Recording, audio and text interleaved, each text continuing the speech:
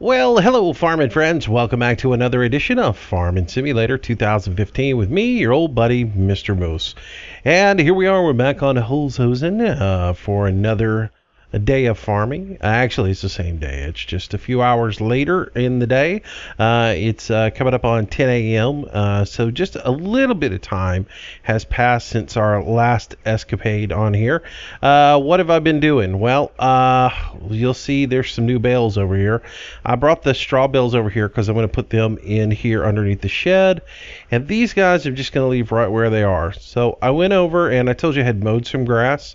I did go over and I got a round baler and a bale wrapper, and I went over and windrowed my grass, baled it, wrapped it, and brought them over here to go. And as you can see, it was a very nice humid day outside, and I got some A+ bales here, so they are ready to go. Now these are grass only fermenting in, and now, to do that, if you didn't know, and I didn't and had an issue with it, I couldn't figure out why I wasn't getting grass, you do have to have the bale extension mod in to be able to round bale just grass without teetering it. But yeah, that's what I did. I put the bale extension mod in. At first, I didn't have it in this particular set of mods, and I had to go put it in there because I drove through the grass and was like, why are you not round baling?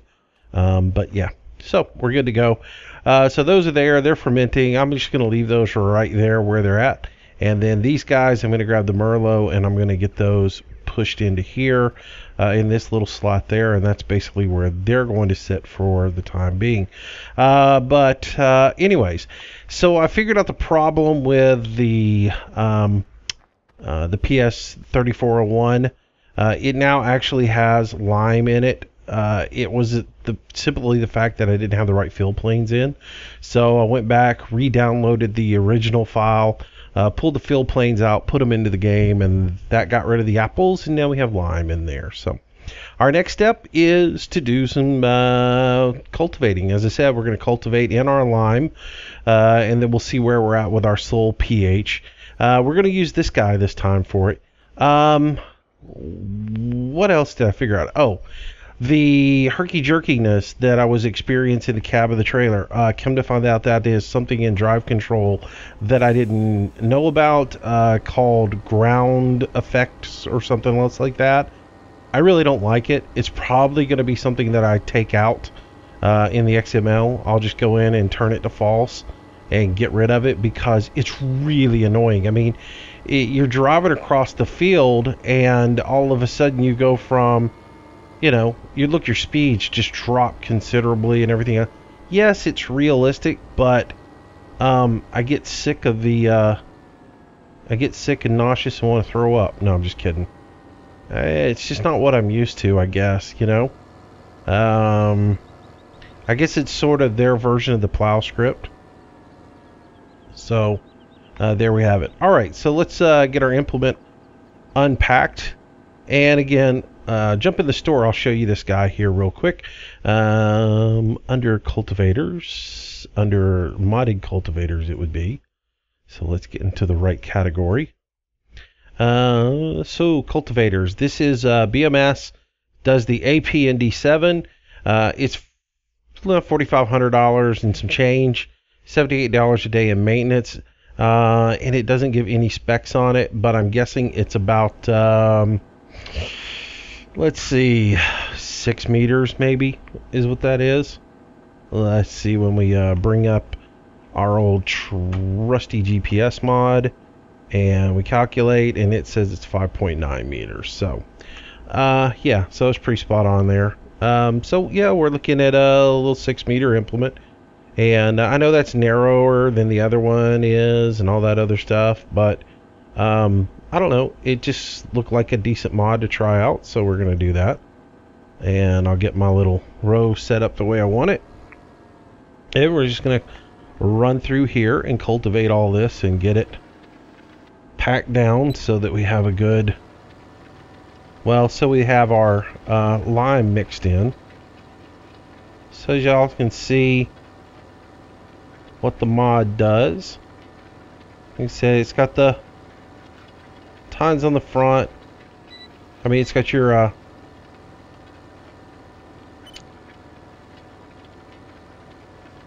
disc up front, and then it's got a beater bar in the back for just smoothing everything out. Pull out just a little bit. And so all that jumping around, that's all due to drive control and the ground effects portion of it. Not a whole lot I can do about that. And I don't know whether I'm going to get used to it or if it's going to come out of the game. Everybody I've talked to pretty much says the same thing. They don't like it. And so it might get ixnayed.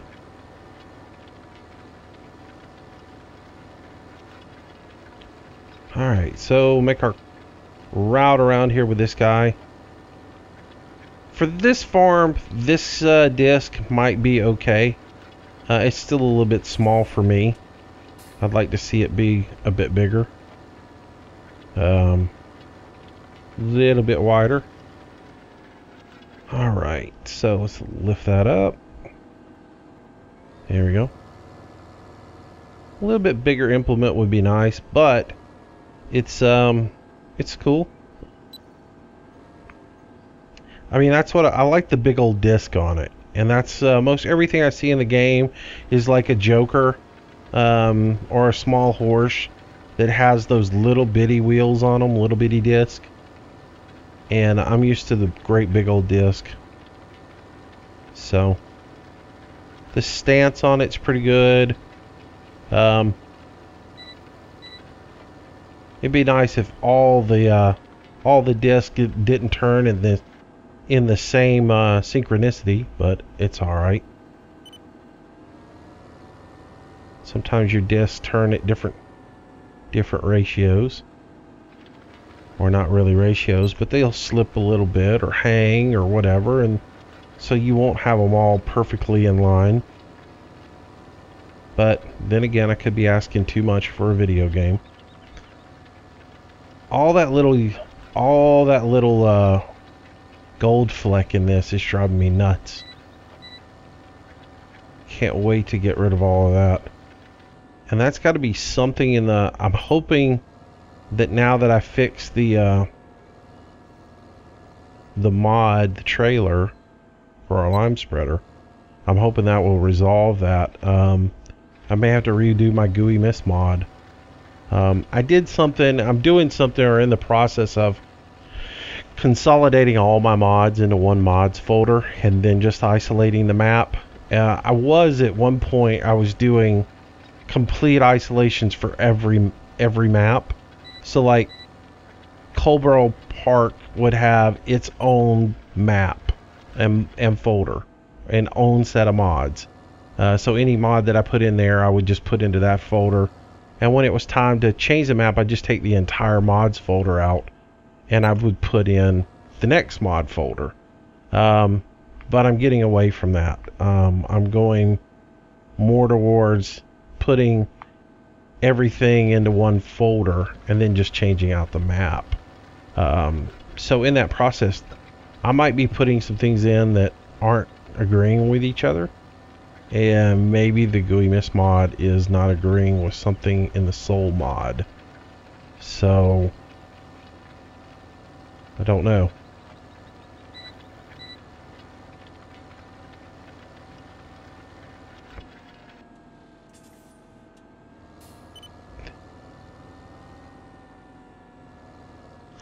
So the response on this implement is a little slow. Getting it up and down. It goes down pretty quick. Coming up's a little bit slow. But then again, most hydraulics are a little bit slow to respond coming up. Because you're adding pressure and not taking it away. So fall is usually faster.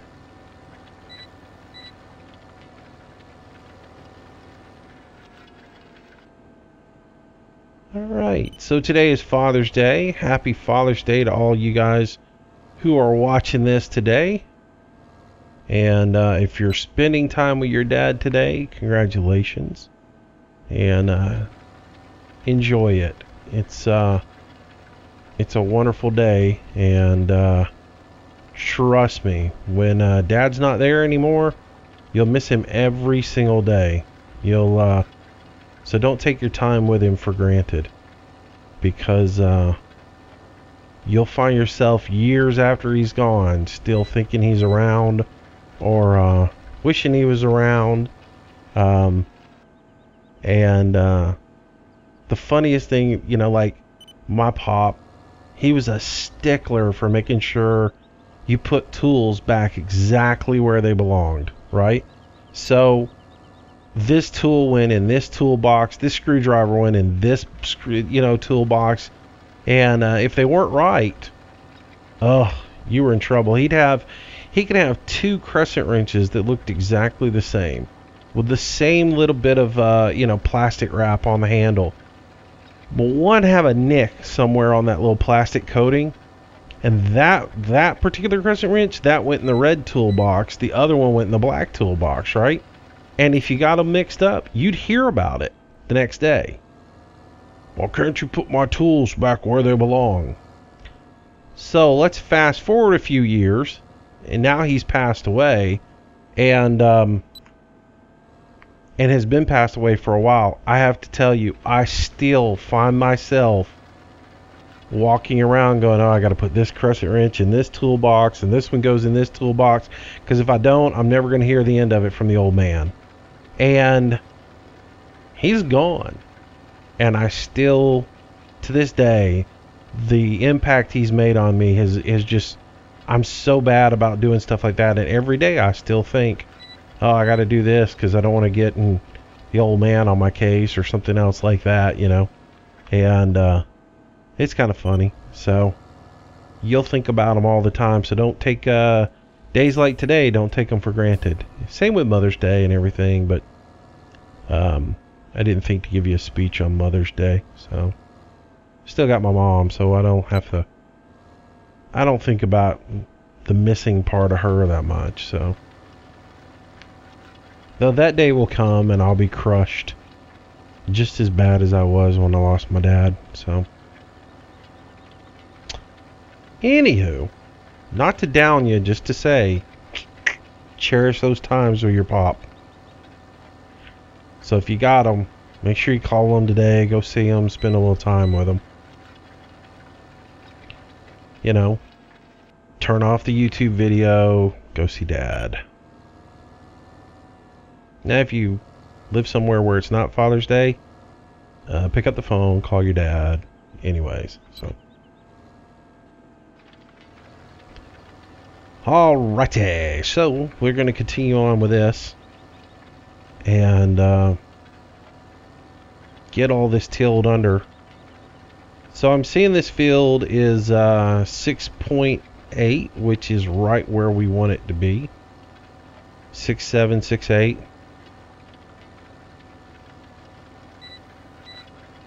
And I have a confession to make. I haven't read any comments pertaining to yesterday's video because, well, I'm recording this about 4 hours after I recorded yesterday's video on Friday, because on Saturday there's a very long work day ahead, from sun up till sundown, because I'm working the entire day. Yeah, so I won't have time to record a video on Saturday.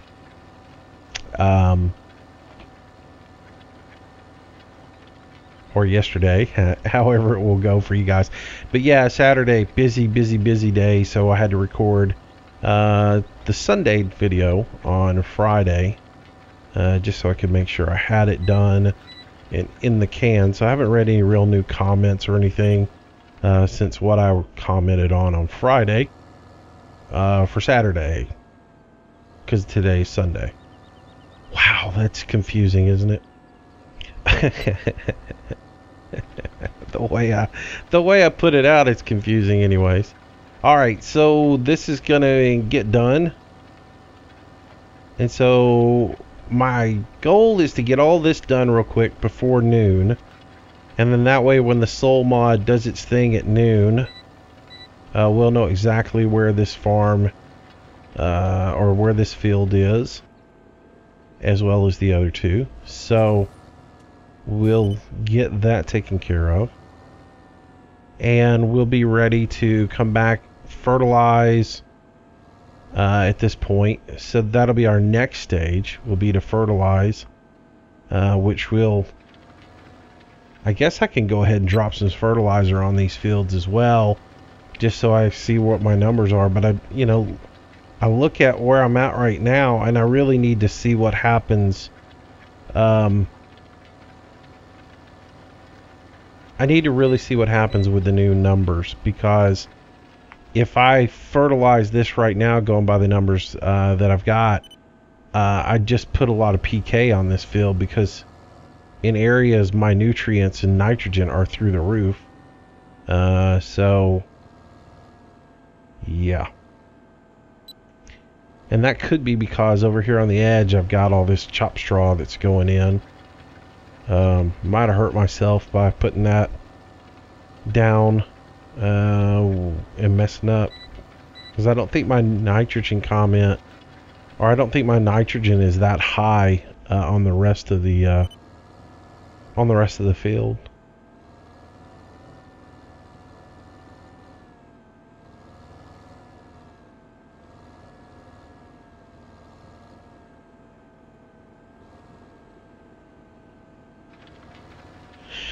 So if you guys missed the bale wrapping and the grass cutting, windrowing, baling, bale wrapping, I just did that off camera because I figured it's probably not something anybody wants to watch this week. We'll do it again.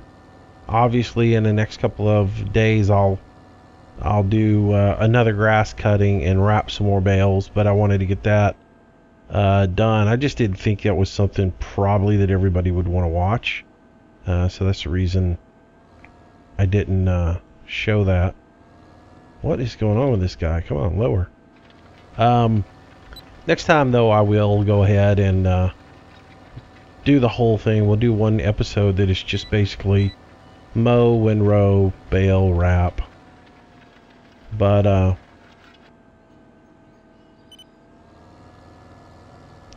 at the time, I just decided, I thought, well,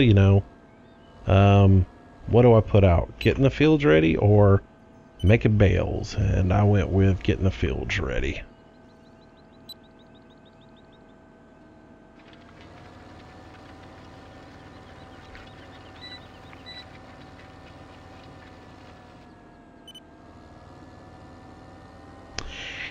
In the video day before yesterday, when I was talking about hydraulics on your plow and everything, and I was describing it, I didn't think about the fact that I could be actually in the cab and look at this and say, okay, what I'm talking about is this lever right here. This would be, this would be your lower control arm for your 3-point hitch, which would raise and lower the front of your plow. And then over here, this next button right next to it would be your hydraulic assist to raise and lower your wheel in the back. And then these two might be, this one might be your pitch to rotate. This might be a swing out arm or something to unfold. It just depends, what these, these are your different, I'm guessing in the JCB, I'm guessing these three right here are your hydraulics coming off of the back of the tractor. If this is actually your lower control arm, then these would be the rest of the hydraulic assist. These could be all hydraulic assist, and your load arm could be up here. I don't know, because it's a JCB. I just know how my John Deere set up.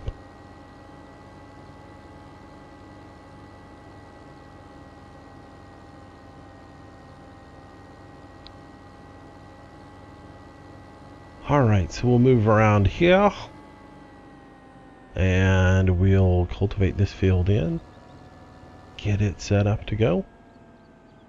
So we'll lock in, drop this guy down, and I'm a little narrow on this field, so let's back up. Come on, raise up. And I need to shift over just a little bit. There we go. It's cool how when I shifted over, the wheels turned with it to get it over that direction. All right, now we're going through it.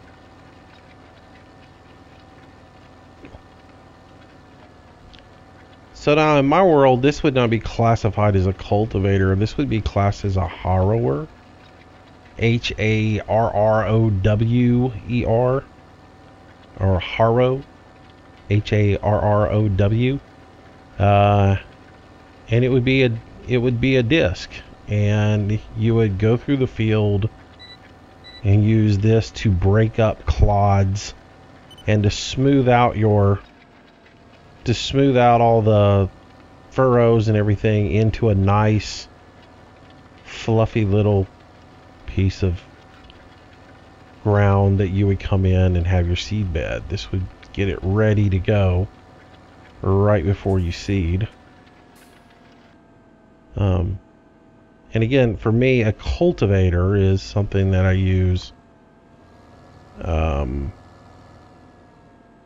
after I've planted and new growth has come up, and then I'm just running between my furrows with it, knocking the ground and ripping up the weeds that have come up in between my fruit. But that's the terminology I'm used to. The terminology you have and they have in the game may be different.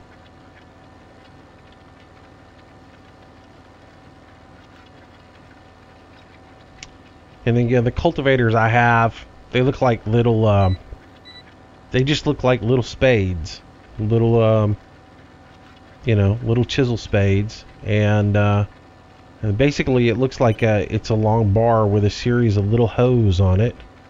And you set them in the ground and they just, basically they bust up the top of the soil enough to uproot any kind of weeds or whatever. Maybe one day I'll take a picture of it and post it. Or Google a picture of one.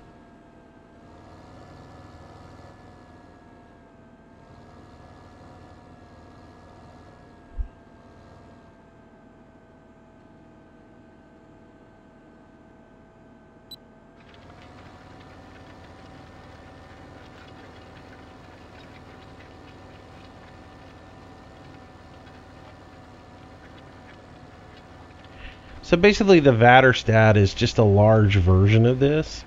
And again, it's the only reason I got this one is because this one looks more like what I have at home. With the big huge disc on it and the beater bar on the end. And a lot of times you'll see people in some of the farms that I've worked on or around me. A lot of times you'll see them pull a chain link fence behind it. If it doesn't have a beater bar on the back of it, if it's just let's just say it's a 6 foot disc, and it doesn't have a beater bar on the back for smoothing everything out, you'll see them pull like chain link fence with some railroad ties on it, or I've seen all kinds of things pulled behind them. And all that does is just beats the ground and smooths the ground out a little bit more. It's basically what that beater bar is doing on the back of it.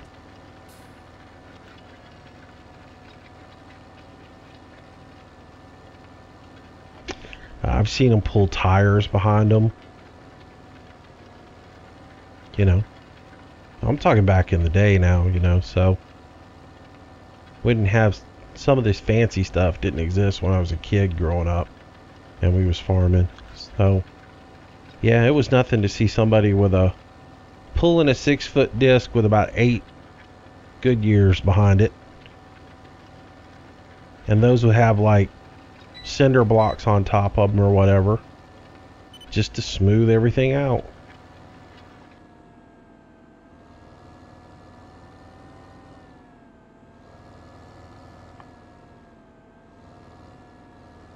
big old length of chain link fence, and it'd have two big 6x6s on it or something like that.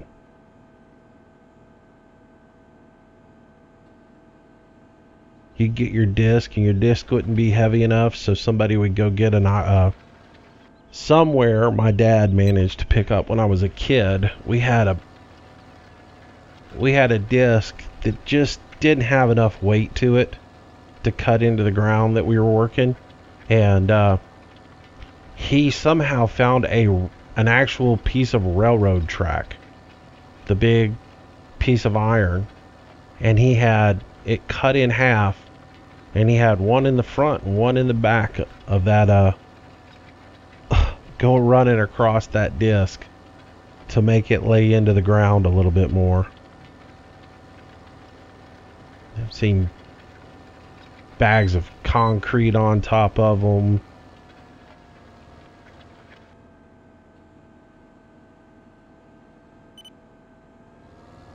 Water ballast, all kinds of things. Today, though, the way technology is, most of these things are weighted properly, and they have adjustable weighting on them, so you don't have to worry about stuff like that.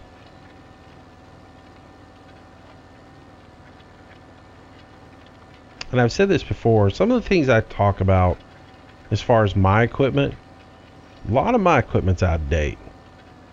I mean, I've got things that have just been passed on generation to generation, and I'm of the school where if it ain't broke, don't fix it. I mean, you know, if you got something that is broke, fix it and don't go buy something new. You know, if it works and can be fixed or repaired, then why waste the money on something new? As long as it gets the job done. Now, if I could do the job better, faster, easier with something else, then maybe it makes the job, maybe it makes it. But again, I'm not a commercial farmer either, trying to squeeze every penny out of every dollar I do.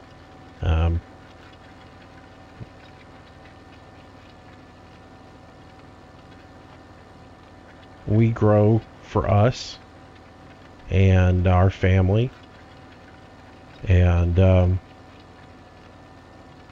ours is subsistence farming. We're farming for us. I'm not trying to make a profit. Now, do I sell some yard eggs? Oh yeah. Can't get rid of all the eggs that I have unless I do.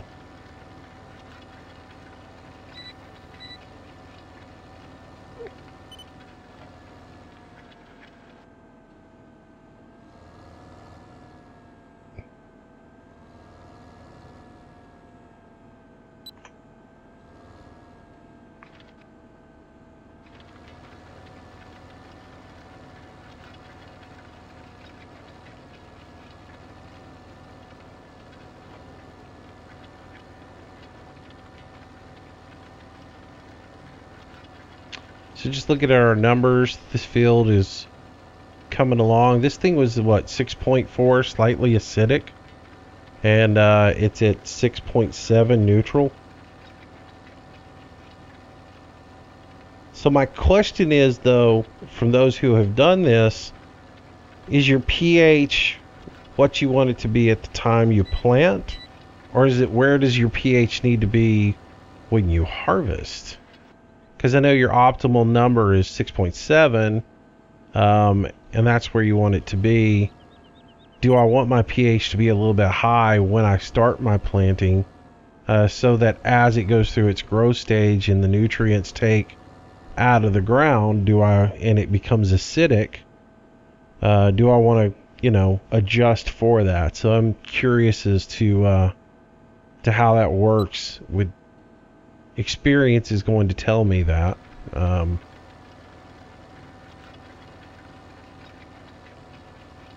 I know there's the little chart thing that just came out on Mod Hosters. I need to download that and take a look at. The one with the hot little milking maid on it, riding a cow. That's pretty funny. Somebody's got a sense of humor anyways.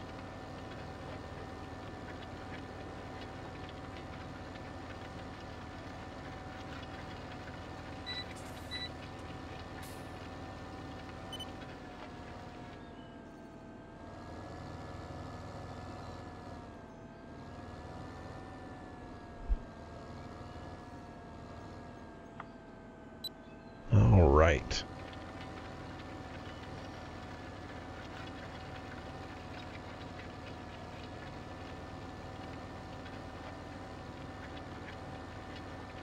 I'm going to get some gas after this run. Probably before I start that next field. I could probably get through the next field as well with it. I just noticed it's getting quite low.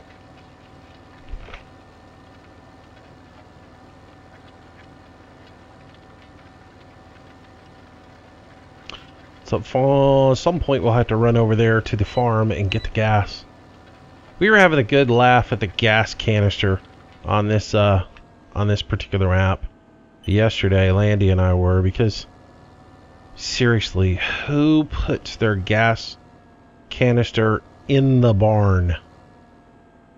I mean, come on. Yeah, nothing like a fire hazard there. I mean, because you got to have a vent shaft on it, right? So you got a little vent shaft, which means it's inside venting gas fumes into the barn, so that the first time you start your tractor up, boom, there goes the barn.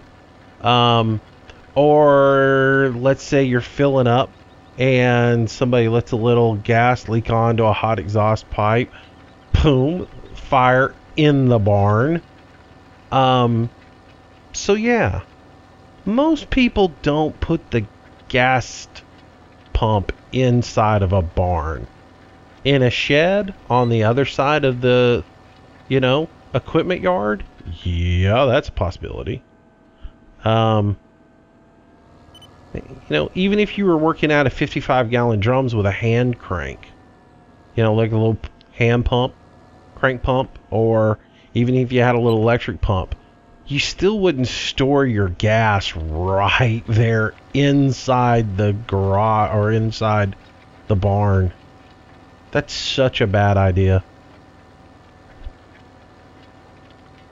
That's like saying, hey, we're going to go out here and we're going to wrap bales today, and they're going to be pretty moist. Let's go store all our wrap bales inside of the barn as well. So when they start fermenting and they get so hot that they combust, we can burn the barn down. That makes a lot of sense.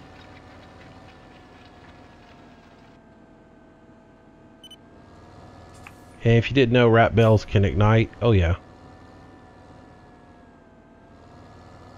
If you wrap them when they're too moist and they're fermenting, they can go boom boom.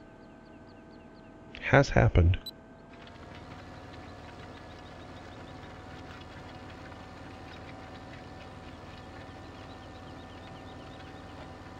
I know that's not going to happen in this game, but that's the reason my bales are sitting where they're sitting. I wouldn't put wrap bales inside a building.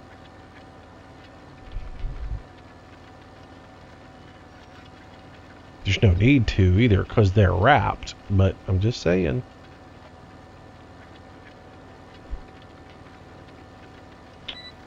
And this field is disked. Notice I didn't say the word cultivated.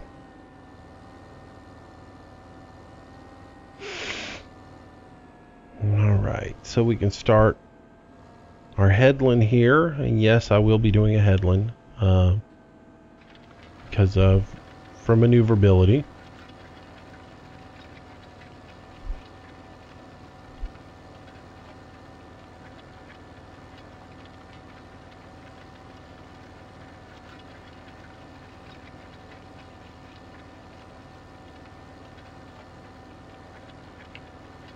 And I guess and when I responded to that comment about headlands, I left out the word not in one of the lines.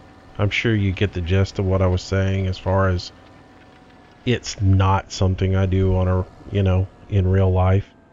So, but you do have me thinking about, I probably ought to be doing them afterwards, but again, to me, the only time to do it afterwards would be planting. So maybe we do that when we plant. Maybe we'll do them after we plant. And we'll just make all our turns early, and then when we get ready to wrap up the planting, we'll do one nice headland right around the field, clean everything up.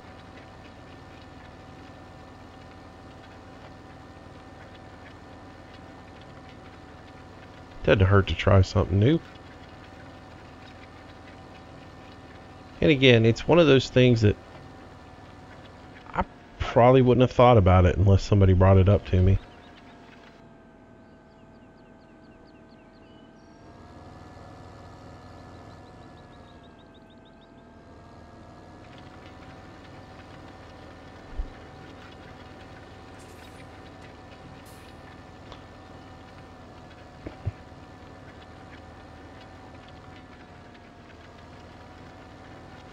Obviously, I've thought about it before, though, because I know Landy and I have talked about it.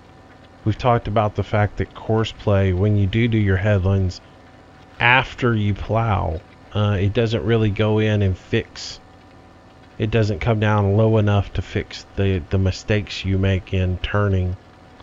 Like where it leaves those little bitty gaps and stuff when course play makes its turns.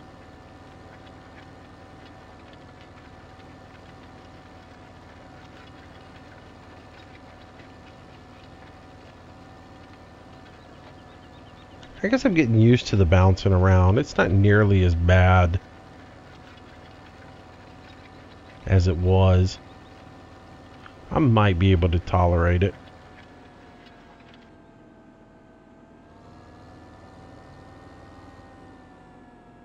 Hope there's no traffic coming.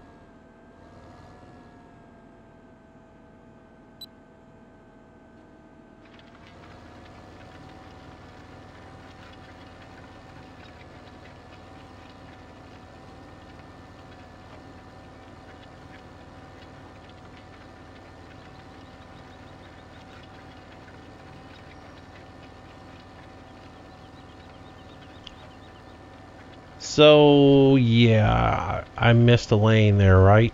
I'm actually going to do that on purpose. I'm going to, you know, basically skip a row each time. That way I don't have to go as far on my turns. Even though I have traffic turned off, try to stay out of the roads.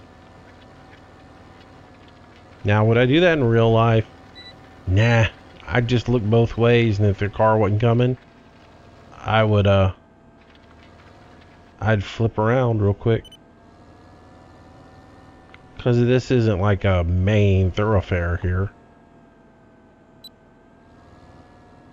If it's a little country road out in the middle of nowhere, where you might see a car every 10 minutes or something, yeah, I'm not going to worry about it. But to shallow up my turns, I can plow every other row, and then I can come back and plow the, I can plow the evens and then plow the odds, and then I can make my headland after that. So if I was doing that.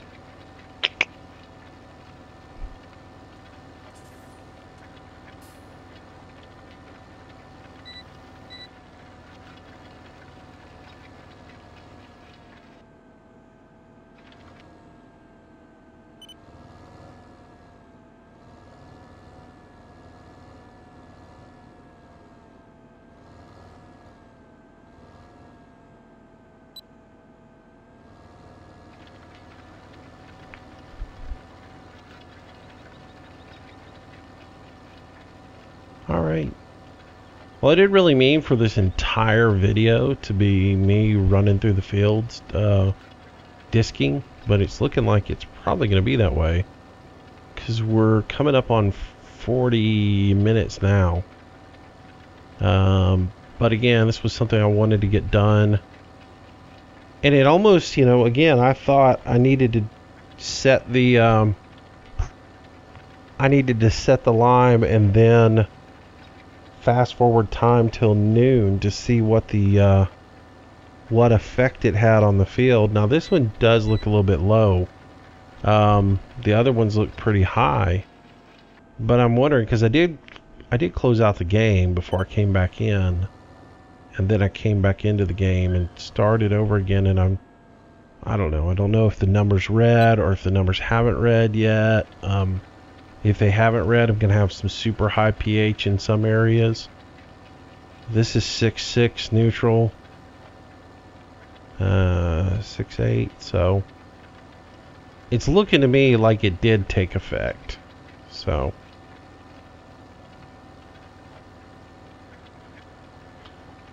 but the only way I'm going to know is when I push time forward till noon, and then I look at the field after the noon numbers have updated. And again, any comments about that would be appreciated, as I'm the noob farmer when it comes to Soul Mod. But it seems like I read that for lime and manure slurry lime, for it to take any kind of effect, you had to cultivate it in. So that was what I read anyways, that it had to be plowed in for it to take effect. Maybe it was just manure.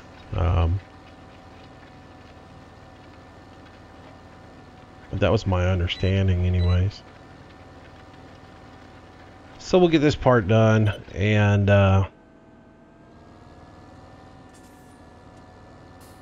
that'll be this video. And then we've still got fertilizing to do, planting to do.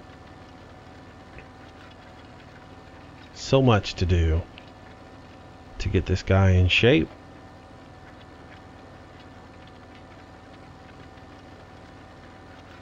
So what's our video schedule going to be for this week? Gosh, I don't know. Sitting here thinking about it right now. Do I do a couple more days on this and just keep up with getting this planted? Or do we take a break, go do some more Colboro? Or do we do North Brabant? Jump on there, do a little fruit trees, finish up the planting on it. I gotta tell you, I was having fun with all that slurry and everything. That was kind of cool. It was different to do the gang plowing and the slurry, and just, you know, when you have enough money where you can put all that going on, where you can automate this and that, and that's when this game gets fun to me. When you're just starting out and you're beating your head against the wall to get everything done, and you're up against it, and you're not able to do a whole lot of stuff, that's not fun to me. And I thought about that when I was purchasing the equipment to do the bale wrapping, and because I added money in to buy, I'll be honest, I added money in to buy the bale wrapper and to buy the round baler. The money that is still in the game, that is just, now I did spend, y'all saw what I spent money on. I spent money on the Flegel trailer, and I spent money on this disc that we're using now. I didn't add money in for those, but the round baler and the bale wrapper, that was a luxury item to be able to do that particular thing, because I'm trying to get things done so we can go ahead and get dairy on the farm, so we can go ahead and get a whole bunch of cows, and we can have slurry and stuff to utilize for that, for the fields here for the Soul Mod. So I did take the luxury of adding a little bit of money in for that, but there's not too much more that we need. So I don't know, when I'm doing series like this, I want to make sure that I have everything available to me and not be, hindered by not having, well, we can't do this yet because we don't have the money to do that, and we don't have the equipment to do it. Y'all see me play the game legit. y'all know I can break the game legit, so I don't need to play it again all the way through and suffer through those lean times. I'd rather play the game with the equipment we want to play, and that way to be able to bring in some mods when mods are available, like this disc. We might not ever use this disc again. I might go back to the Vaterstat just for the speed and you know, that it gives with that wider working width. But it's you know, it was one of those things where I saw it and thought, well, I want to get that and play with it for a couple of days. And so yeah, that's what we're doing. And I can't do that when I'm playing a legit hardcore version of Farm Sim. But when I'm just playing the game to play the game and have a good time, I can get myself a bell wrapper, because it'll be fun to do some videos on bell wrapping and you know, pulling that around. So we'll add all that into the game, and you know, we won't have to make excuses for, well, we can't do any of this until we have the money. Now, the things I won't do, and even though I've said I want to do it, I'm not going to go just give myself a ton of money and go buy some more fields. Now, I did give myself the money to buy this field because I needed to fix an issue with it. And I might as well go ahead and do it right off the bat instead of having to deal with it later. And that was a course play deal where I needed to cultivate that line out there between these two fields. And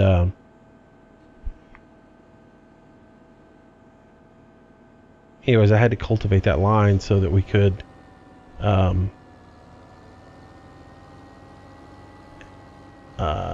get course play to scan the fields properly. That was you know, that's the one time I'm gonna do it in this. The rest of the time, if I buy a field, it'll be legit. You know, it'll be because I'm buying it with the money that we've earned. Now, we still haven't sold off any of the grains or any of that stuff either. This is gonna be bad.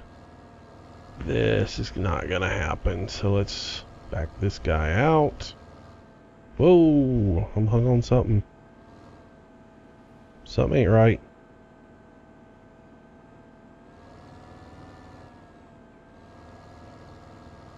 What is hung up? Yeah, it must be like hung on this wall. What is going on here? I'm like stuck.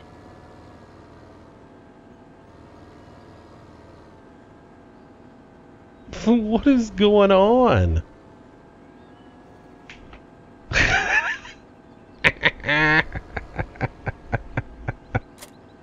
Alright.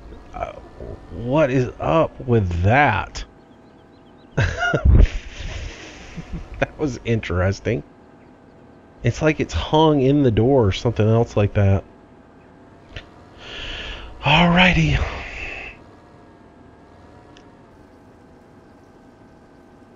Alright, while that's filling up, I'll just reset that real quick, because I'm not going to fight it. If I can find it in here, let's just go through here and find that. There it was. There we go.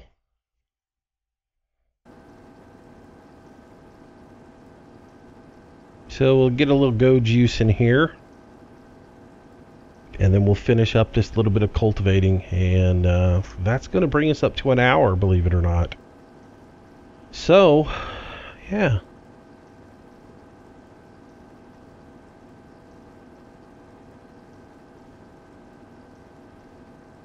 So I'm thinking by the time we put liquid fertilizer down and liquid pesticide down, we're going to be in a situation where we've got plenty of moisture in the field. See, that's just such a stupid place to put that gas canister. Dum dum dum dum dum dum. Dum dum dum dum dum dum dum. love when you pull off, the disc starts spinning, but then they stop. Like the first time you hook it up. Now if I start, they go to spinning. Pretty funny. Alright. So, whoa, what is going on? Man, that thing just took a hard turn into that thing, and that wasn't me steering it into it. I gotta go back and watch that on the video and see what happened. Did I hit something? Was I looking at the wrong thing?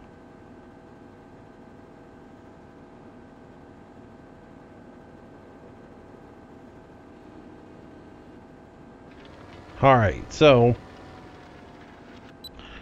back to taking care of business here.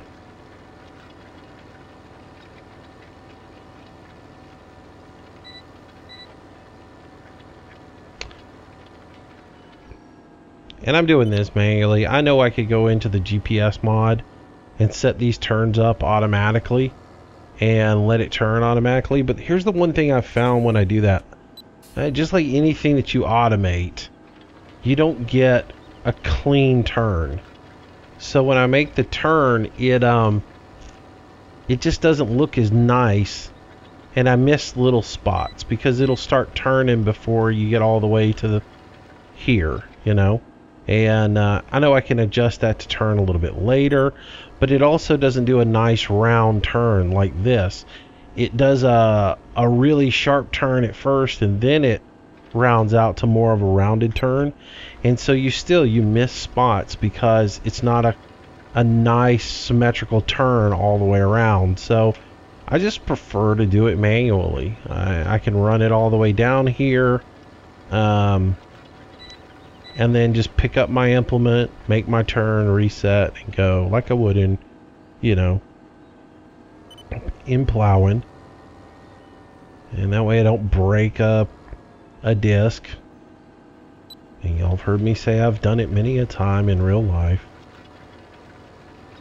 Trying to get a corner done or something like that, and make a turn and forget to pull the implement up or whatever, and all of a sudden I look and there's a disc laying in the field back there.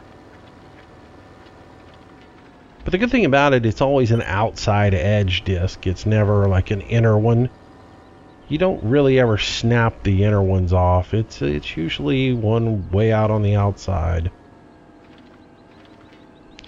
So you got to get in your toolbox and put it back on, and unless you tore it up, then you go to your truck and you get an extra disc out, and then you go fix that. Then you take the other one back and to the shop and try and weld it and fix it back up. Ain't nothing but a thing.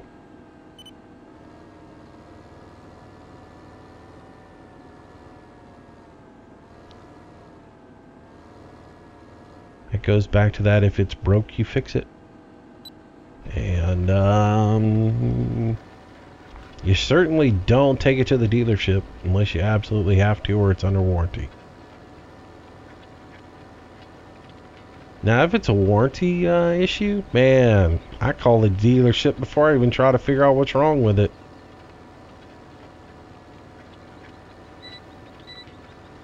Yeah, I'm that guy. What's wrong? Bucket won't lift? Yeah, call the dealer. It's under warranty. I've had a situation, again, going back to my dad. I love my dad, I do.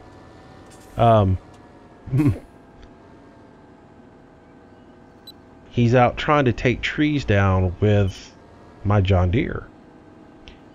And the area in which we live in, the soil in some areas is very loomy and sandy because I live at the beach. I'll just put it that way. But where we have a piece of property a little bit inland, still has some very sandy, loomy soil, and the tap roots on pine trees and such, they're not very deep. So my dad, in his infinite wisdom, goes to take my John Deere, which is this one, I might have had a month when he pulled this maneuver. It was new. It was very new. Might have had it a month when he pulled this. But, you know, I could take a bobcat or a skid steer and I can hit a tree with my bucket up pretty high. I can just go run into that tree and it'll make the base move a little bit. Enough of which, after I've hit it a couple of times and pushed on it, I usually can put the bucket underneath it and lift up on the root structure on there and make it go ahead and lay on over. And then I can drive, progressively hit it with the bucket a little bit higher or lower, or wherever I need to just kind of push that tree on over. So we were clearing this piece of property and had the John Deere over there because I was going to do a little bit of bush hogging, and had the bucket on the front of it. And there was a tree that he decided he needed to take down, and so he was going to do it the way I do it with the bobcat, with the skid steer. And so he went to hit it, and he hit it, and then he hit it one more time to push it on over. And he pushed it over all right. He pushed it on over, and he drove on up on it, and the root ball picked the John Deere completely up off the ground. And so I get this telephone call. Hey, what are you doing? I'm in a meeting right now. Yeah, will you get out? Can you bring a jack and a chainsaw over to the lot? Cause I got a little issue over here. I'm like, what'd you do to my tractor? Oh, don't worry about it. So anyways, he I go over there, and he is like I said, none of the wheels of the tractor are on the ground anymore. The tractor is completely in the air on the root ball. So I have to jack up the tractor, cut the tree, cut part of the root ball, get it down, and then afterwards I can't get the hydraulics on the bucket to work anymore. I don't even sweat it. I just call the dealership. I'm like, hey, I know my dad just did something stupid to this tractor, and that's the reason it's not going to lift, but yeah, y'all need to come get this thing. Dealership came over and messed with it for about 15 minutes and figured out there was a loose line or something in a hydraulic line, fixed it. But hey, it's under warranty. I'm going to call them for the stupidest thing. I'm paying for it.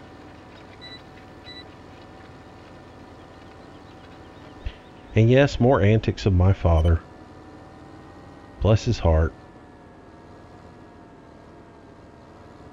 And I can tell y'all a million stories about my dad, but I'll tell you the one thing you need to know.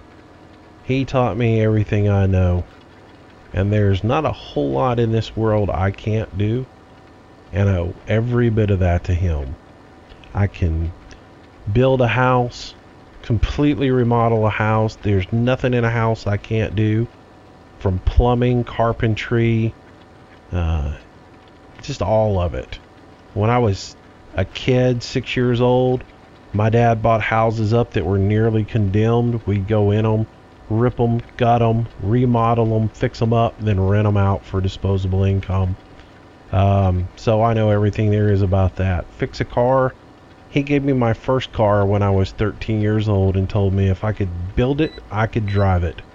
And he gave me all the parts that I needed to it, but he made me tear that car all the way down to the subframe and the wheels, and made me replace every bushing. Every bolt had to be cleaned. Every bit of rust had to be taken off of it. The frame had to be repainted. Everything about that car I had to build myself. Best education I ever got in my life was building that car. And you know, just if there was something we had to do in life, he pretty much knew how to do it, and he taught me how to do it. And I am blessed to have had my father, because he's my hero, and he taught me everything I know. So, and I think that's a pretty good statement to wrap up my Father's Day video. Not that I meant to get all sappy at the end of it, but you know, I kind of did. And but that's going to do it for today. I hope you guys enjoyed the video, and I hope you have a wonderful Father's Day. I will see you guys tomorrow. If you enjoyed the video, make sure you give me a thumbs up, a like on it, helps me out. Also, if you haven't already, please do subscribe to the channel. We're headed towards 1,000 subscribers, hopefully by the end of this coming week. That would be incredible for me, and it just means that I got some great folks following this channel, and appreciate you guys who watch each and every day. I appreciate the comments. Even the ones that you might think will upset me, they probably won't. Again, I only got upset on a couple of them just because, well, they rubbed me the wrong way. But most of you guys, I appreciate it, especially if I'm asking for input. I need it, so please, thank you so much. Y'all have a great day. Stay safe, and I will see you tomorrow. Bye-bye.